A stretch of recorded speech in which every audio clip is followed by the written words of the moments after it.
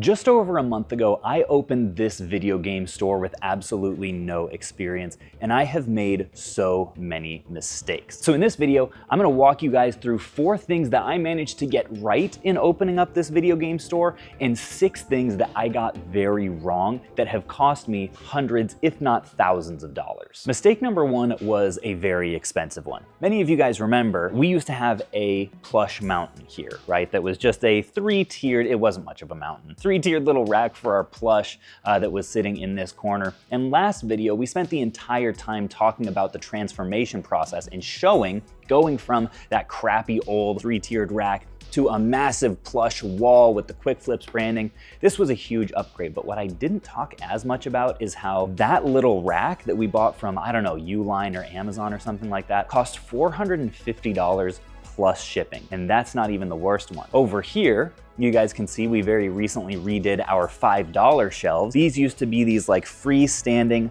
little slat wall units similar to these guys right over here. This is no doubt a huge upgrade, way better visibility and more games available for our customers to buy. But unfortunately, again, those units that I had to dispose of, we are going to keep the actual like slat panels. We may be able to repurpose those in the future. But the rest of the freestanding bases and everything, those things were $250 a piece, and we don't have any other use for them, at least in the near future. So that's already $1,000 down the tubes just from my inexperience buying the wrong fixtures, because the reality is I didn't know what I was doing. I have never set up a retail store before and didn't know the kinds of fixtures that would be best for taking advantage of the space. Previous Caleb, before opening this store, would have said, no, I want to keep as much of these windows visible as possible. I want a lot of natural light in the store. I want it to fill up the space and for it to feel very light and airy. What current Caleb has realized is that people who are going to a game store care a lot more about game selection than they do about lighting, especially since the lighting in the rest of the store here, you guys can see, is very bright and makes the inventory look really good, even with our dark walls. So I've realized that actually we need to prioritize game selection over the sort of high-minded natural light feel. And that ended up being a very costly mistake, not only in terms of the cost of the fixtures that we had to throw away, but also in terms of who knows over the course of the last month how many potential sales we've lost because our shelving was suboptimal. On the more positive side, the second big thing that I was definitely wrong about is the reality of owning a customer-facing business. The only thing I had really done that was customer-facing in the past, by the way, these are a bunch of trade-ins that I haven't seen yet that we got in over the course of the weekend. Look at that. We got some GameCube gems, Barnyard, could do without that. I don't know why this game holds value. Does anybody know? Can someone please tell me this obscure, what is this, like 3D racing game? Why is this $35? It doesn't make sense. I know that it holds up fairly well quality-wise. The only thing that I had really done that was customer-facing in the past was my job as a restaurant host when I was a teenager. So I had kind of a negative association with customer-facing businesses, and I assume that was something that I might kind of have to, you know, hold my nose and just grin and bear it about this business. But I gotta say, the folks that have been in this store are, for the most part, absolutely lovely. Every once in a while, we'll have, wow, look at these. Just some gorgeous, all full, are these full art? If it's not textured, does it count as full art? I'm pretty sure it does. But look at that, just all dollar amounts. $2.99 all the way up to, what was this guy? Look at this Japanese slab for 120 bucks. Kind of cool to see. I love just like coming in on Monday. Usually I'm here at some point in the weekend, but it's fun just seeing the stacks and stacks of stuff that the team has processed in my absence. Oh, this, check out this, amazing artwork. Like really cool poster here, but these posters are actually a mini mistake in themselves. But definitely have been wrong about the reality of owning a customer-facing business, especially since my managers, Aaron and Odin, are taking on the brunt of the customer interaction. So it's not like super draining on my, you know, little cloistered, introverted self. And not to mention the folks that we get in here have just been really delightful. All right, guys, so as you know, this upcoming Friday is Black Friday, and I just got word of what our sale will be. So we are doing buy 5, get the 6th one free on all video games. Caleb, is that real? Every single video game in the store, buy 5, get the 6th free. I don't care if it's our little teeny games, our little EverQuest, ooh, our little PlayStation, our little Gran Turismo. I don't care. You can buy 5 copies of Rule of Rose on the PS2. I will give you a 6th one for free. $0, Aaron. Holy cow, guys. That sounds like an awesome deal. You guys should get here on Black Friday, and I would come early. I don't know. I ate sugary Golden Grams for breakfast today, and I feel really good. If I eat Golden Grams for breakfast on Black Friday, who knows what's going to happen? Maybe we'll do another category. Maybe I'll give away my firstborn child. Maybe I'll give away an employee. Odin. What? Free employees, Black Friday, buy 5, get the 6th free, Quick Flips video games. Buy 5 employees, get the 6th employee free. That's true. You know what I would do? I would do buy 1, get 1 free on employees. Not Logan.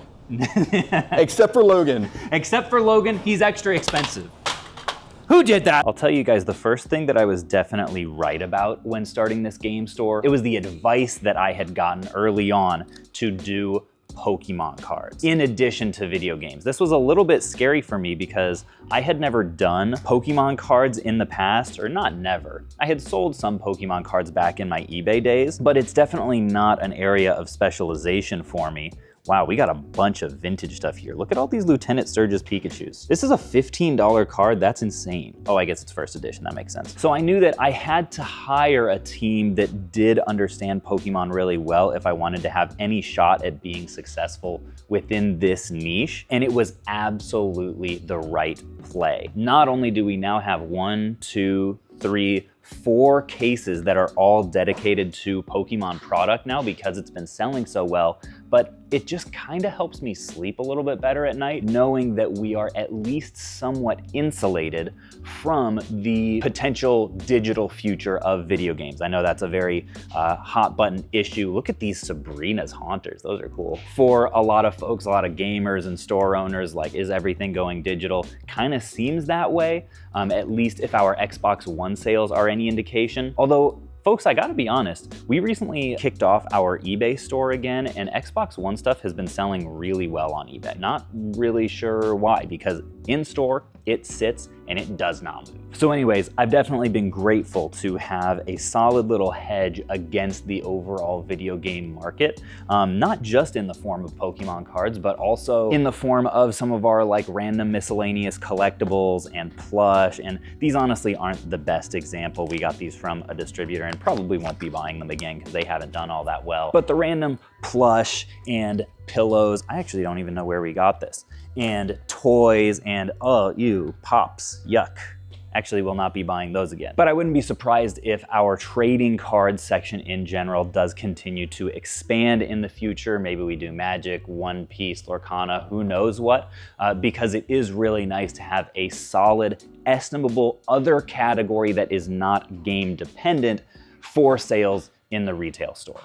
The third thing that I was dead wrong about in my assumptions about game store ownership is the types of product that would sell the best. I assumed, as you guys can kind of see by looking at our console wall here and the stacks and stacks of consoles that we have, I thought that these would be faster sellers than they are. We sell handhelds quite quickly, I would say. This case has really good churn, I would say. But this stuff back here, like, I thought we would be selling a PS2 Slim every day. And then we'd be able to, you know, throw in the extra controllers and the memory cards and the bundles and the games. In reality, a lot of this stuff kind of sits. At the time of filming this, it's early November, and I think between Black Friday and Christmas, we'll see an uptick in sales of these kinds of items.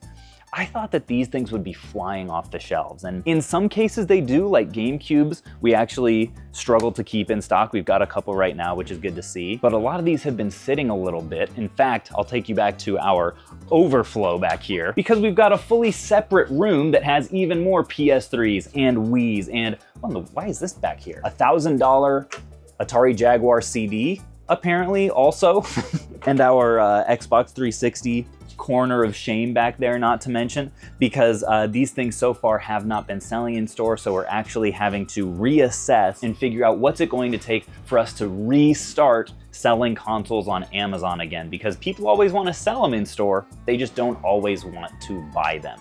But people on Amazon absolutely love to buy consoles. You just have to be very careful, even more careful, I would say, than an in-store transaction, that you're absolutely on your game when it comes to condition and testing and everything like that, because consoles, unfortunately, on Amazon have very high return rates. Another thing that surprised me on the positive side is these kinds of items up here that are these big display pieces. For my whole resale career, basically the whole last 5 years, I have avoided these things like the plague because they are a pain to ship. However, I have realized that actually they're very eye-catching in a real retail location and people don't really have a problem. There's no shipping fee, so all they have to do is just, as long as it fits in the car, almost everybody is likely to be able to buy it, and a lot of people want to.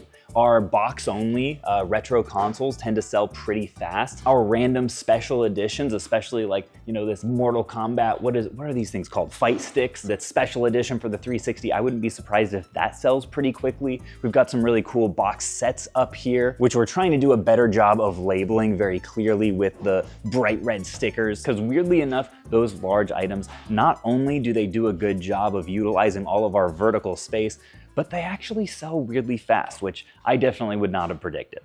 All right, guys, we got this really strange mystery box. As you can see, it's not a normal kind of box. He used 2 boxes to create 1 box. Let's open it up and see what's inside. Let's do it like this. Oh my gosh. So our deal right now is that we're paying really well on loose games. I mean, of course we have Wii Sports, but Wii Sports, and Mario Kart Wii. Almost the trifecta. We're missing Wii Sports Resort. These are our hottest games right now. And look at that. Oh! Right in front of your face, Turok. And it's the GameCube Black Label one. Is it all GameCube? No, but oh, we got Double Dash, we got Legos, we got Mario, more Mario. Oh my gosh, it doesn't stop. Mario. Is that Mario? More Mario, and it's Mario. It just tends to show you how crazy a franchise does. Mario, exclusive to Nintendo, but Mario Kart Double Dash and Galaxy, even though it's really released on the Switch with Galaxy 2, we are still paying really well on it because people still want the original one. It's just absolutely crazy. So Turok, who in the heck is that guy? I guess that's the main character. I never actually seen the disc before. I've seen the case art before, but you guys have to tell me if it's a really good game. I'm sure it is, but that's actually crazy. And last but not least, I wanted to check out this Double Dash. Not very often we get GameCube games these days just because people tend to keep them. But when they do get them in, especially when it's this nice black label, it's always great to see. Let's see if it's complete. Yeah, it is. Look at that. Whoa. Look at this. This is a receipt from 2007. Oh my, EB Games. Isn't it only in Australia now? EB Games, they paid for Game Informer too. Oh my gosh. Game Informer and Double Dash. They paid $26 for Double Dash. I wish that was possible again. I'm still gonna keep this in here just because it's a part of the history of this game, but just super cool things to see sometimes. Another assumption that I had about starting this video game store early on was that our social media presence would be a dramatic competitive advantage that would give us significantly higher odds of success than the average mom and pop video game store that is opening up. And that has proved to be absolutely true. You can see our Quick Flips YouTube channel, which you guys are on right now. Thank you to everyone who is subscribed over here, has been doing extremely well. 40, 50, sometimes 100,000 views per video. I think the process of building a game store from the ground up is something that people just don't often get to see. And partly as a result of that engagement of you guys being here, we have people in the store literally every day that know us from our videos and know our reputations, know our values and our character, and are very excited to do business with us as a result. The other thing that we've been pushing more recently is the Quick Flips Video Games Instagram, which, thank you to you guys, has grown 200 followers in just the last week. Now that we have been posting content on there every single day, and also letting people know that this is the best way to keep track of any steals and deals that we happen to be running that day. For example, we realized that this last week, when we have a big rainy week, it significantly impacts sales. Like our sales were down maybe 30% because it rained a bunch last week. I want to be able to, in the future, post like an Instagram story or a reel saying, hey, guess what guys, 10% off all games today, or 20% off everything Sega, or 30% off this or that, like special edition Switch games, or things like that to incentivize people to come in more, especially our local crowd. So if you're local in the Kentucky area and want to know about that, definitely follow us on Instagram. But it's been a huge unlock for us in terms of letting people know about who we are, what we do, and what we value from the get-go, and using that reputation to help us drive sales and grow the business even from day one. Okay, so I told you guys that I would tell you about the mini mistake that I made with all of these posters. On the bright side, these things look really great. I mean, thematically exactly what we want, cool designs. These are all Club Nintendo exclusives that we want to get out onto the shelves somehow. The problem is the frames that we ordered are pretty terrible. They're really just like basically temporary displays. You could definitely keep them in this as long as it's not likely to get super jostled or anything like that. So these are fine. They're just not the quality that we would really want. We were hoping to be able to charge a little bit more given that they are in frames, but the quality of these frames, I'm a little bit worried, is just going to like turn people off who are like, ooh, I want to see that Zelda one. Here, let me pick it up. Oh, I feel like that's going to be the customer experience. So we may have to have these like behind the counter and pick them up ourselves or something like that. The good news is these came in as a part of a very large collection, and we've never sold posters before. So I don't have a crazy amount invested into them. So even if it takes them a little bit longer to sell, one very consistent bit of feedback that we've been getting on the store is it would be cool to fill up a little bit of the empty space with some cool video game related posters. Where are we gonna do that? I don't know. I mean, I guess we could get a couple back here, right behind the door, because this is closed most of the time. We could maybe get a couple like way up here. Well, this one wouldn't necessarily fit, but we could probably put a couple up there. Some people are definitely going to say, oh, just go right below the quick flip sign. This is the only place in the whole store that doesn't look visually cluttered. So I feel very protective of this. I think it's really important to have at least somewhere that people's eyes can kind of rest and not feel overwhelmed. And that's really precious to me. I don't want to sacrifice that. But we do have a couple more. Oh, wow. These are honestly really cool designs. It's cool to see like this number of characters from different franchises all represented on the same poster. Oh, geez.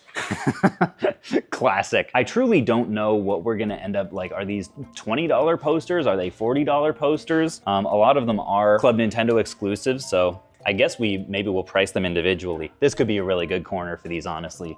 And the only other potential place, I guess, would be all the way up here. Like I said, the larger items are very eye-catching and likely to sell. So once we are able to find out some solution for hopefully keeping the frames together, or maybe just buying different frames, I do think that these will be a valuable addition to the store that people will really like. Retired NFL referee says, Dear Caleb, good job making it through the first wild days. Our store here has made a unique pivot offering replacement parts, buttons, etc. for retro gaming consoles so hobbyists can buy parts there. With your team's skills on cleanup and repair, is this something you've considered for your shop? I absolutely have considered it for my shop because there definitely is money in both repair and buying things broken and fixing them up. The problem is my team is busy. We've got a good amount, believe it or not, of stuff to do back here, just concerning ourselves with decapitating the enemy and also getting through the collections of working games and handhelds that people are sending us through the website. Shina, how come we're not doing repairs yet? We do, but it just depends on days where you guys are sending us a lot of stuff. We gotta stop that and work on unboxing these so we can get you guys paid. But. Yeah, that actually is kind of a good point. So we're not doing repairs like directly for money in the store, but we are doing repairs on items that people send us as if they're working that actually have various mechanical or visual issues. So like if somebody sends us a super grubby DS that we have to take apart and scrub, then that's a form of a repair or refurbishment that we're doing.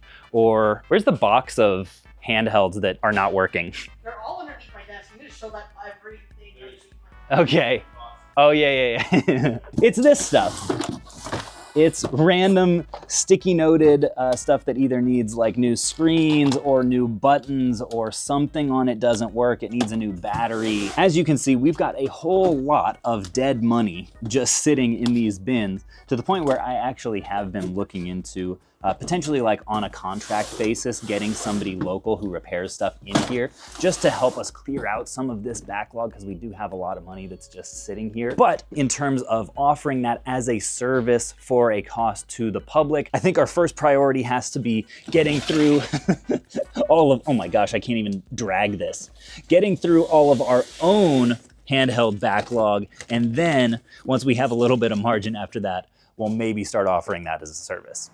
Another thing that I got wrong, or honestly kind of wrong and right at the same time, is the hours of operation that we set from the get-go. The thing that I got right about it is I think it was absolutely right to be closed Monday and Tuesday, and I would highly recommend to anyone else starting a game store, don't start 7 days a week unless you've got a heck of a lot of help and ideally some experience. The reason that I say it might still have been wrong is that given we're open Wednesday, Thursday, Friday, Saturday, Sunday, 8 hours, that's a 40-hour work week. And because we launched with that significant social media advantage, we're pretty much busy all of this time, actively checking people out, actively doing trades, right? Getting inventory in the door and out the door, but it doesn't leave any time in the regular schedule for my managers to actually work on the store, to reshuffle inventory and reprice stuff and get some of the product that's coming in the door stickered and ready to go out the door again. So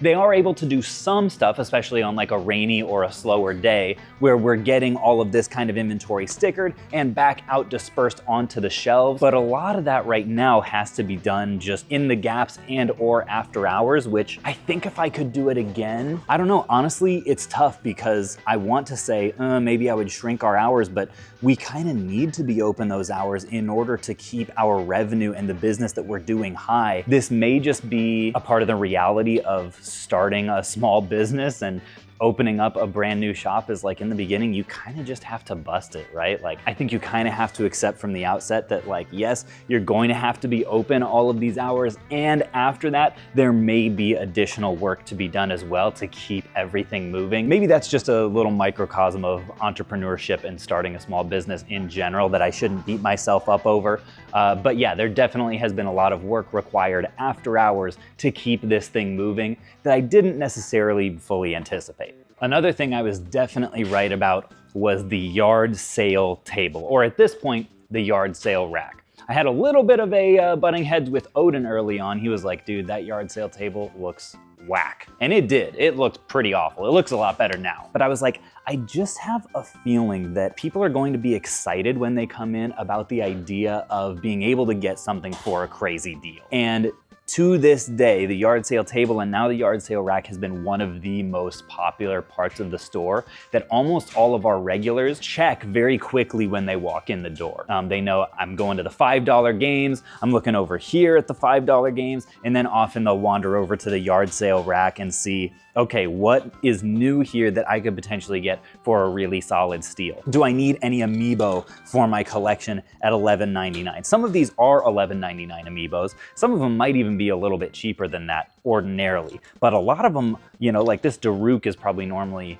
I don't know, 18, 19 bucks. Yarn Yoshi, I know on Amazon is $20+. They're all just $11.99 because this is the yard sale table. And we honestly don't really have the space right now to dedicate like a full glass case or something to Amiibo. So we just put them on over here. This is something that I would recommend trying to do in some form for anyone with a video game or collectible store, whether it's old inventory that you put over there or miscellaneous kind of stuff that people bring in to sell that you don't ordinarily buy. You could say, oh, I don't know, I don't normally buy antique knives, but hey, I'll throw it on. Maybe knives isn't the best example. You wouldn't necessarily want a 5-year-old picking that up and accidentally murdering his mother in your store. But something like that, maybe plastic knives. The little toy knives you have. You put a bunch of toy knives on here, you make a lot of money. The randomest stuff will sell on here, and it's just very dynamic, very fun. It makes the store money and allows us to buy and sell more stuff. And that's the point of all this, isn't it? It's all about the profitable toy knives.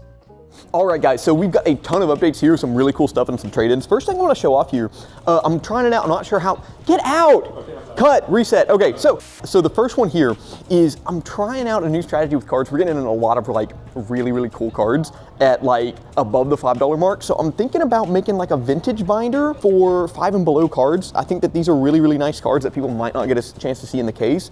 And then this one's for more modern stuff too. So it's like, it's all under $5. I think that people are gonna be really, really happy with some of the cards in here, and they'll be good finds for people of all ages and budgets.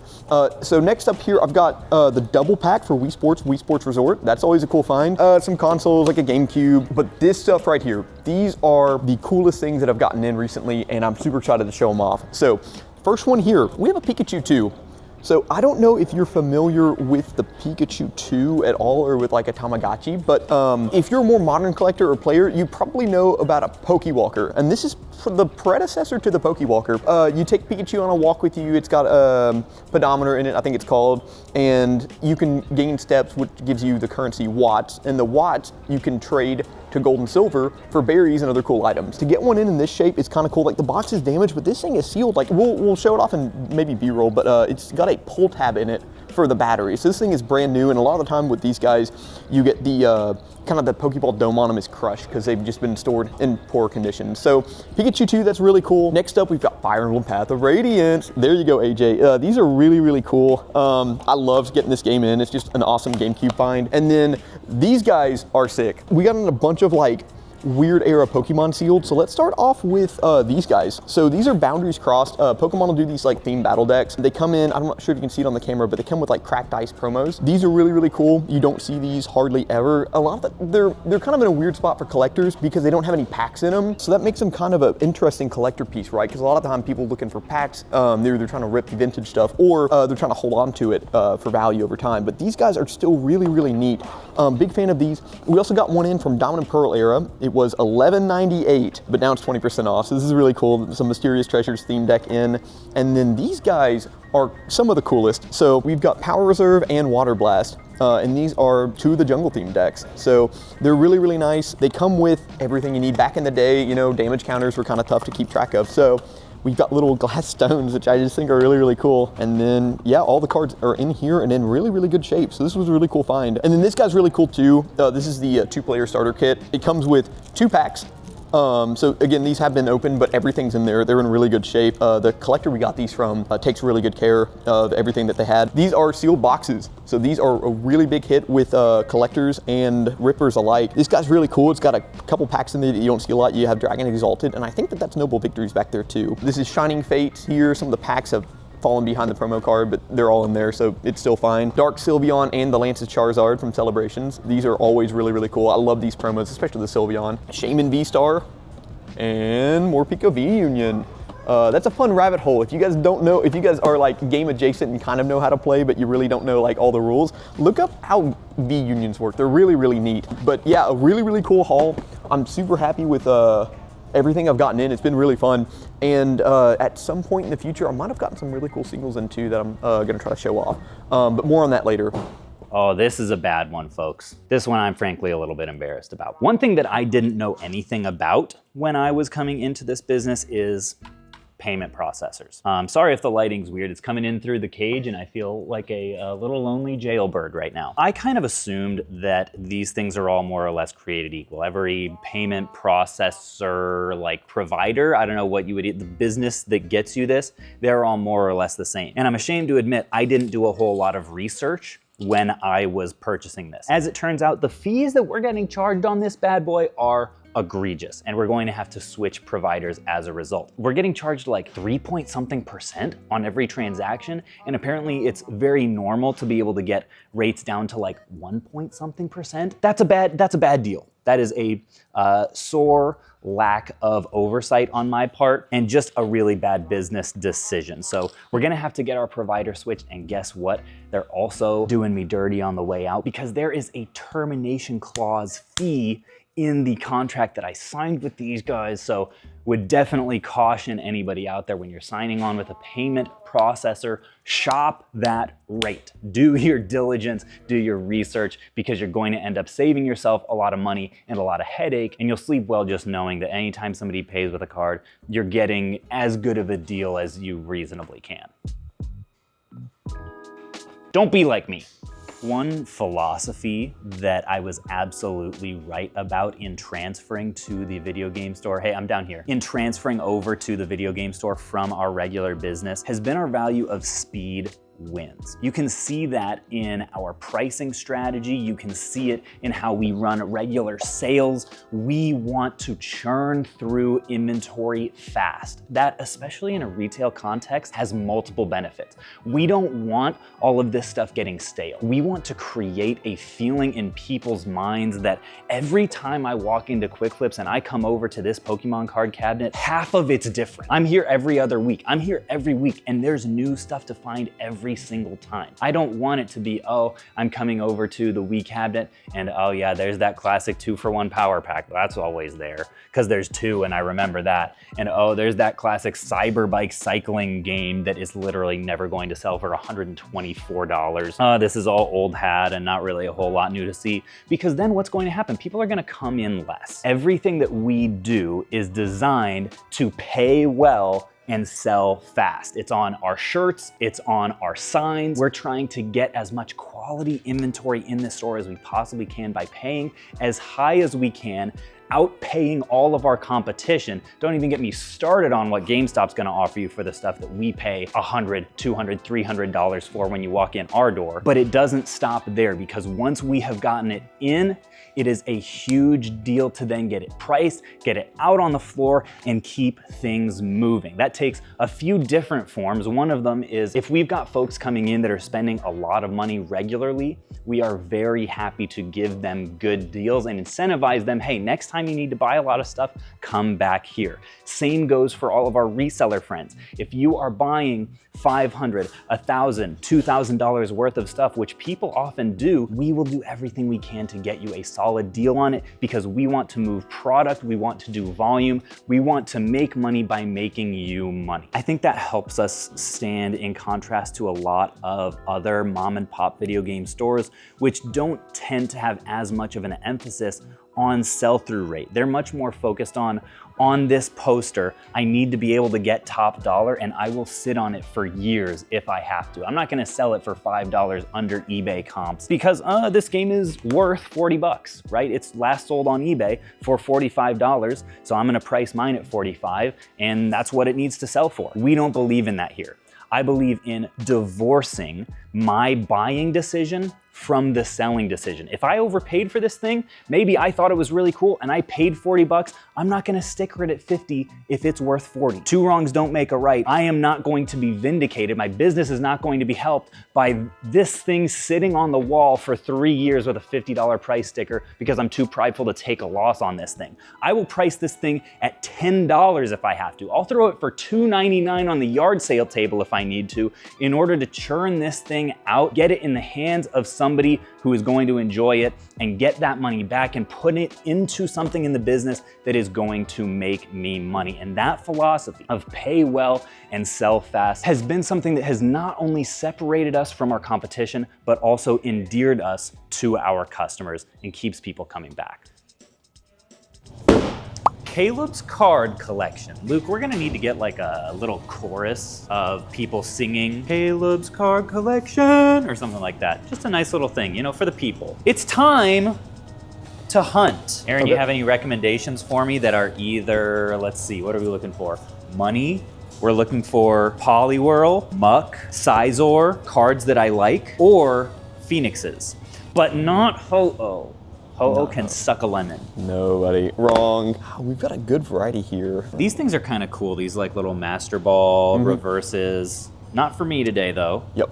I keep getting psyched out by these like little gold stars that our labels cover over the like celebrations thing. I'm like, oh, we have a vintage gold star, but no, we do not at this point. Ooh, that grinds my gears. This little gregarious chicken, Ho-Oh. Ho-Oh, you little ostentatious fowl.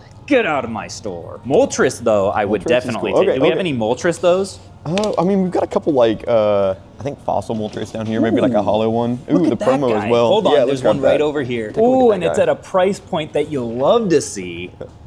Oh, It's at a except condition point that you love to see. ooh, a child definitely wrote on this in pen. He was practicing his signature on Moltres. I don't really normally care about condition that much, but this one I might have to pass on. Yep. Do we have any other, especially Galarian Moltres maybe? Moltres. It was really only around for like a set or two. So like if I get any Crown Zenith or what was it, Chilling Rain, I'll let you know. But Is that a fossil Moltres right in the front row there? I don't think I have that. I may go ahead and just go for this classy vintage design. well, we've got some more modern stuff over here if you're looking for modern. Some good art rares in. I've been trying my best to fill the case up. A lot of people have been coming through and just wiping us out. Yeah, we've been selling a lot of, what's selling the best for us? That's tricky because 2 weeks ago I would have said modern. Now, like modern and vintage both are doing really, really well. So Okay, I feel like full arts are so much more common now than they used to be. Are there just way more full arts released with every set now with like the art rares and all 100%. So I think that it was Black Bolt and White Flare, but they did a every Pokemon in Black and White era got a card. So I think that's like 154 Pokemon. I might be wrong about that. Don't quote me. But every single Pokemon in Black and White from Unova got an art rare as well. Okay. So I am spotting one that I'm a little bit partial to. On the top row of this right here, the Ferrothorn. oh yeah, that one's sick. I think that's Paradox Rift. But boy, this thing can just like sweep entire Elite Fours. If you're not going up against a grass type, this guy can just obliterate entire teams. Look at that. Ferrothorn going down the stairs. What a time to be alive. You hinted that you might have a backstock that's not on the shelves. Yeah, we get a lot of cards in. Maybe this guy. Ooh, dang, a shiny Scizor. I've never seen this art before. What's the story on this? So Pokemon every couple years, normally it's a set around the end of the year, they'll do a Fates set. So we've had Hidden Fates, Shining Fates, Paldean Fates. That one's from Paldean Fates. And they'll release a whole slew of Pokemon that are just shiny and they've got really cool arts. So that one was from Paldean Fates. So I really like it. Scizor's like shiny, super cool. It's like nice and green. Yeah, the Scyther colorway. And at $5.99, that is a price point that I can afford. To be honest, I have forgotten how much credit I have. It may be about time that I dig into my video game collection and bring some more stuff back to trade with me. Wow, awesome recommendation. Look at this, folks. 3 potential additions. Anything else? Maybe that one. Oh, you're I saved spoiling the me. worst for last. Ooh, that's a cool one though. Yeah. Any Scizor art that I don't have, what price range is this in? Oh man, it gets up there. How much do you think it is? It gets up there? Yeah. I would assume, I don't know, not more than like $5 by the Not V. more than $5. Okay, well, okay. I might be insulting your intelligence a little bit. Yeah, so that's just a regular V. Those normally run about $1. Yes! So that's a pretty good pickup. That's what I like to hear. 2 new additions to the Scizor page. A Ferrothorn and wow, we're really running the gambit here. That's beautiful. Well, thanks for looking out, man. Appreciate that. That's the little insider advantage crap of owning a game store. But the good news for our regulars is if you've got a collection you're building out, you can let the guys know and they'll look out for you too. We're always paying top dollar for these bad boys. So come on in and sell them to us. We'd love to. Look at this. We've got a gap here. We've got a gap here. We've got a gap wherever I just bought these cards. So sell us your Pokemon, folks, and come buy them too. What a fun hobby. What a time to be alive.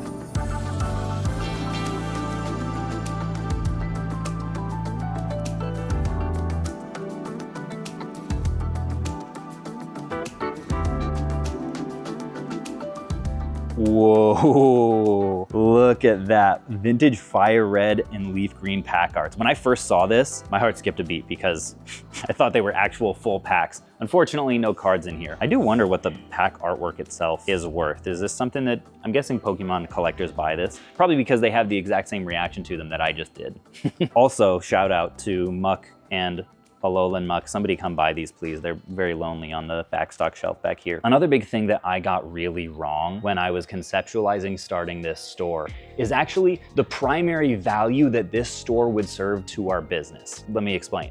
I thought that the biggest reason for having a game store was as an additional sales channel. right? Our business was at a place where 95% of our sales that we were doing were all on Amazon.com. I didn't like that feeling, right? I didn't like how dependent we were on them, that if they decided to flip a switch and turn our store off, the business would be in a really rough place and we would have to make a very messy and difficult pivot to some other sales platform. So I thought I'll start a video game store and we'll get a significant amount of our revenue through this store. Now, don't get me wrong, revenue has been awesome so far. I want to say our sales are in the neighborhood of like 60,000 for our first month ever of operation, which I'm really stoked about. Like, don't hear me saying that I don't think that's good. I do think it's good. What I didn't realize is the primary value of this retail store is actually this stuff right here. It's the inventory acquisition that you're able to do with a local store.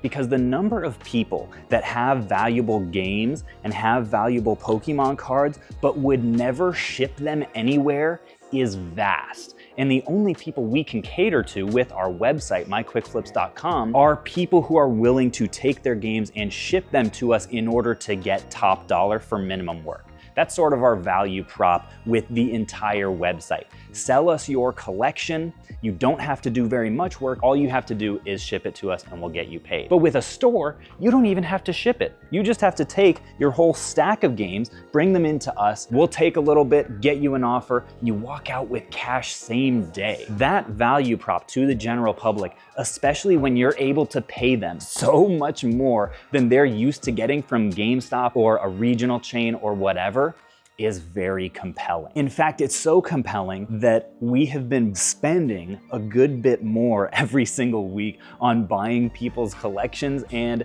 video games and Pokemon cards than we actually have been selling. Now, I have to admit, when I first realized that we were buying more than we were selling through this location, I had a small moment of panic. I was like, wait a second, this is supposed to be making us more money, not costing us more money. This is a potential disaster. What I didn't realize is, wait a second, what we're buying, the product that we're buying here, we're buying it at a good price and it's really great product that people want. So even if we are on, for example, our 7th copy of Melee and we may not need another one for the store, this store can become an acquisition vehicle for every other part of the business. For the Amazon side, and also what we're going to talk about next week, our new eBay side that we are sort of jump starting again. Because the amazing thing about both Pokemon cards and video games is if you price them right, they're basically entirely liquid. You can get stuff to move same day, sometimes same hour on eBay or Amazon if you are pricing them very competitively. And while buying more than you're selling is a really scary problem if a store is your sole business, if you also have an online component, it actually is just another opportunity in disguise. And that's sort of the mental pivot that I've had to make is, okay, let's establish another selling channel on eBay. Let's take some of the inventory that's coming into the store that we maybe don't need for our shelves anymore and push it over to Amazon, and what they gain in additional inventory sales can more than make up for the additional costs on this side, and the wheels keep turning. All right, folks, check this out. This is insane. Just logged into my dashboard for the first time in a while here and realized we have paid out now over $3 million to users of myquickflips.com. $3.1 million. We always say internally that our mission at Quick Flips is to empower regular people to make money on their passions, right? Through selling us video games for the best prices around. And we have now done that to the tune of over $3 million. I still remember making my first $20 sale on eBay in my initial 1-bedroom apartment. In fact, the other day I came across, let me see if I can find them. Yes, there they are. That's crazy. These are my first ever photos that I took for eBay. You can see in the background of these were taken on the top of my dresser with just my bedroom wall in the background. This is some heat that I was listing in the early eBay days, except for Madden 2001 maybe. Come a long way from listing $6 games on eBay, $3.1 million in payouts. Kind of surreal.